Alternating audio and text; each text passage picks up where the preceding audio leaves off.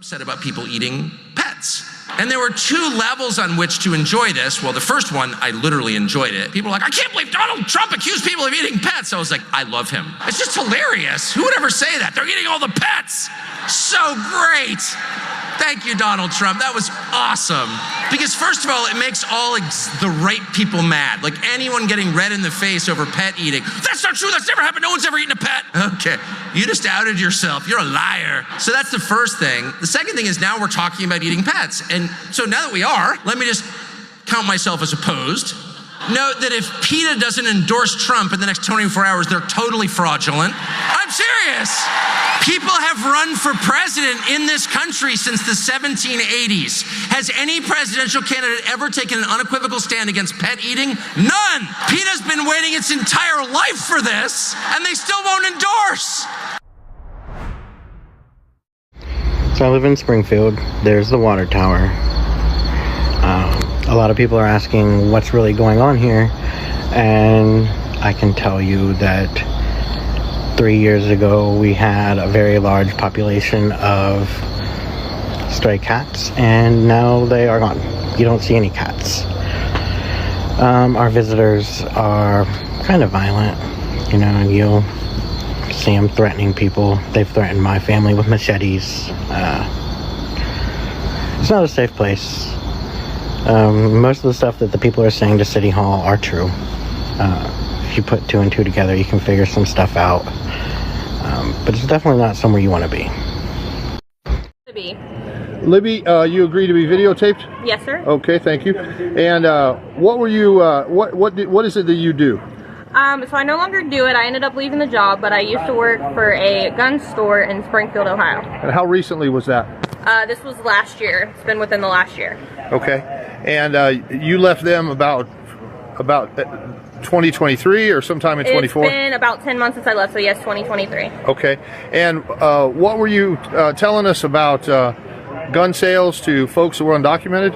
So when I worked there, we would have about 10 to 15 Haitian men come in every day. Normally it was just one in the group that would try and purchase a firearm. Most of them did not have U.S. IDs. They had Mexican IDs and other countries, I'm not really sure, but the most popular was Mexican.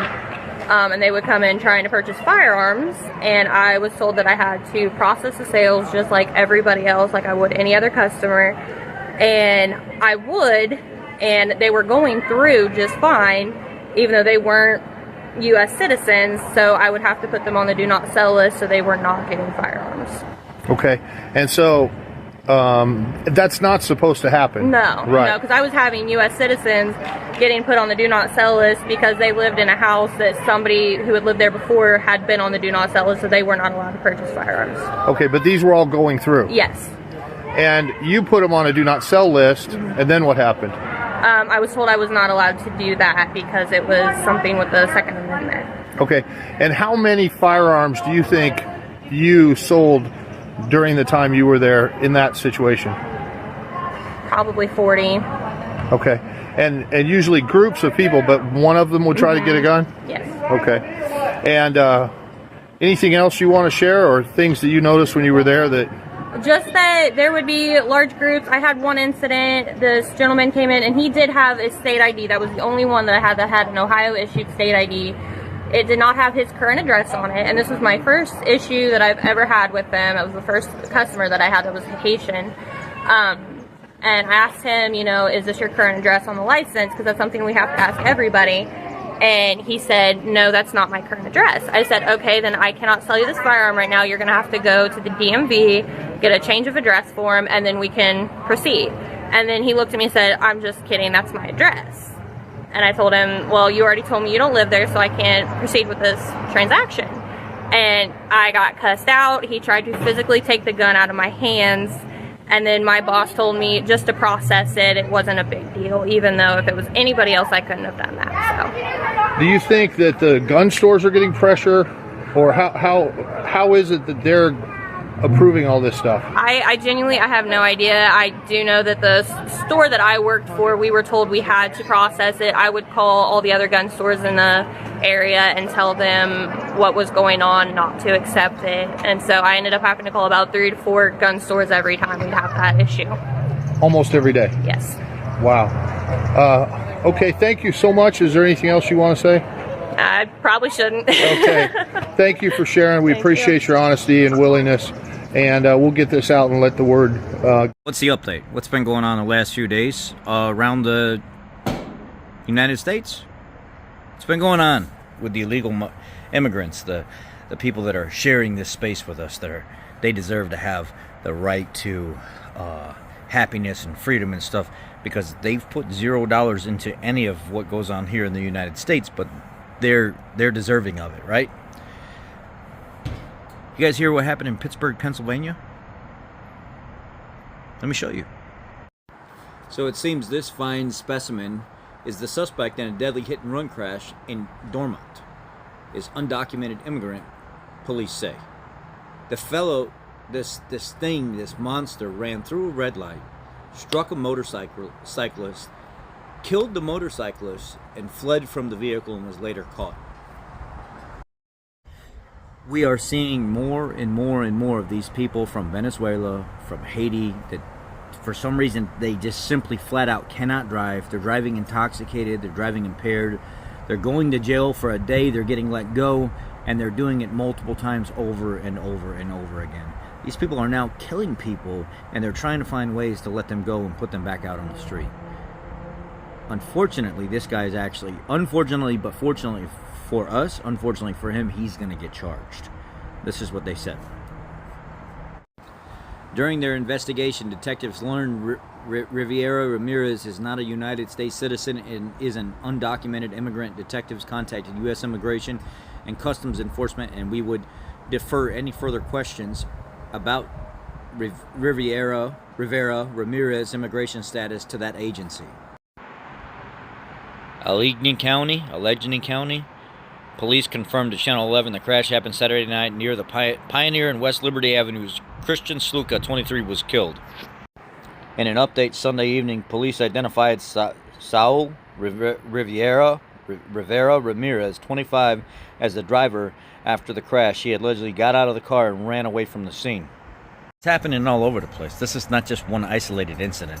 They're getting into major car accidents and stuff in Springfield, Ohio. Damn hair. I'm getting old, man.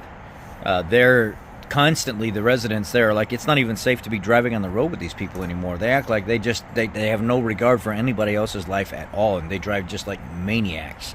And you have these, not even liberals. It's worse than, I wouldn't even call them liberal. I would call them hyper sensitive, hyper snowflake, hyper communist, hyper socialist people that don't even really fit the status of the Democratic Party. They're hyper of everything, and they're like, oh no, they deserve the same rights as everybody else too. They deserve to still, have the same freedoms. And look at the preacher that just came forward not too long ago and was talking about how he was in a gun store there, and and then there was a lady that was interviewing that worked for the gun store in Springfield, Ohio, and she even admitted that the preacher was correct. She said, I was being forced to go ahead and process and push things through to get these people firearms because of the Second Amendment rights.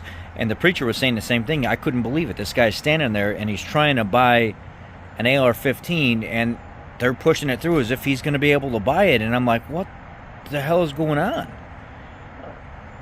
This is out of control. Out of freaking control. On September 12, 2024 at 8:03 p.m., the New York Post posted, influx of wild driving, Haitian migrants turning streets of Springfield, Ohio into combat zone. 8 to 10 accidents a day here. At some point, we as Americans have to say enough is enough and start to, I don't know, some ways, somehow make these people start feeling uncomfortable in our neighborhoods and stuff like that, so they feel like they don't want to be there. Eventually, if the government is not going to do it, if November turns out the way we don't want it to turn out, then we're going to have to end up taking matters into our own hands and pushing these people out of our neighborhoods. We're going to have to make them want to go somewhere else, and it's going to have to be a domino effect of every place that they go. People, in general, are making them not want to be there, make them feel very uncomfortable. And you know what? They're doing that to us now. They're displacing Americans. They're taking American jobs. They're taking local resources and stuff, medical and different aid and stuff, that they don't have anymore. They're strapping the schools with, you know, tight financially. CPS is supposed to get a 9% raise this year. It's not going to happen. They don't have the money. Their director or whatever says that it would bankrupt the system. But the mayor of Chicago is saying, then why don't you take out a small like business loan or a quick loan or whatever, so you can make sure that they get this money back right away, or that they get their 9% raise. And they're like, why would we do that? There's so many teachers, bilingual, that are having to be hired at these schools and stuff right now, and they're displacing other students that used to get the help that they deserved and needed and was entitled to, and now they're not even entitled to it anymore. It's doing a number on our system in general, and people don't see the bigger picture. And it's like I said, it's the hypersensitive snowflakes, the communists, the socialist grabbing people that are fighting for this, because they want anarchy, they want chaos, they want these types of things to happen, because they think the outcome of it would be some kind of restructured atmosphere that would better tailor their lives. And they live in the misery. They love it. And that's what they want. Unfortunately, they don't see the bigger picture. They don't care what the bigger picture is. They don't see that our politicians and these higher up CEOs and owners of companies and stuff like that, these billionaires in the world, these oligarchs, are the ones that are controlling everything. They're the ones that are pulling the shots. They're the Diddies of the world in their freak-off parties and stuff, you know? My God, I can't believe the amount of people that have been named lately that are a part of celebrities and stuff that we grew up admiring and idolizing and watching and singing their songs and everything else, all part of this whole sex trafficking, human trafficking. It's just disgusting. Rape and everything else involved. Absolutely disgusting. The world that we live in today is a really screwed up world. It is a fucked up world. And if you're not some kind of stone cold heart to where you're not caring about everybody, you're not loving everybody to an extent, then you're wrong. You have to be on guard right now. You cannot care for everybody and love everybody right now. Love is very important, don't get me wrong. But there are people that need love and there are people that don't need love. And unfortunately, but fortunately, I'm focused on the people in my neighborhood. I'm focused on you guys that are there, that support me and watch me. That's where my love is at. My love is not with these immigrants. My love is not with our politicians or any of that shit that's going on. My love is just for human beings that are trying to fight for equality and peace amongst Americans that were already here, or people that were already here fighting for citizenship before all this shit happened. I'm ready. That's all I'm going to say. Y'all be blessed. I love y'all. Take care. This is going on all across the United States. And there's a lot of this stuff we don't even get to hear. They cover it up. The mayors of these cities and towns and stuff sweep it under the rug. They'll deny it. They'll have the police chiefs deny that there's none of the stuff going on. But you just talk to and listen to the local residents and they'll tell you everything you need to know. Proof is in the pudding. Take care, guys. Be blessed.